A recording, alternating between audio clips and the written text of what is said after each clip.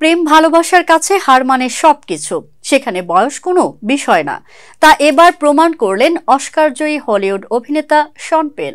64 বছর বয়সী এই অভিনেতা 30 বছর বয়সী বান্ধবী ভ্যালেরিয়া নিকোভকে প্রকাশ্যে এনে রীতিমতো চমকে দিয়েছেন। শনিবার মরক্কোর 21তম মারাকেশ আন্তর্জাতিক চলচ্চিত্র উৎসব অনুষ্ঠিত হয়। এতে একাডেমি অ্যাওয়ার্ড বিজয়ী শন পেন তার মডেল বান্ধবী ভ্যালেরিয়া নিকোভকে সঙ্গে নিয়ে আসেন। এদিন অভিনেতা ও পরিচালক হিসেবে ক্যারিয়ারের জন্য শনকে পুরস্কৃত করা হয়। উৎসবের রেড কার্পেটে ভ্যালেরিয়ার সঙ্গে পোজ দিতে দেখা যায় শনকে। ডিপ ব্লু স্যুট ও টায়ে শনকে অনেকটা তরুণ দেখাচ্ছিল। অন্যদিকে ভ্যালেরিয়াকে ট্র্যাপলেস গাউনে চমকে দেন। একটি ছবিতে শন তার বাম হাত ভ্যালেরিয়ার কোমরে রেখে রেড কার্পেটে ছবি তোলেন।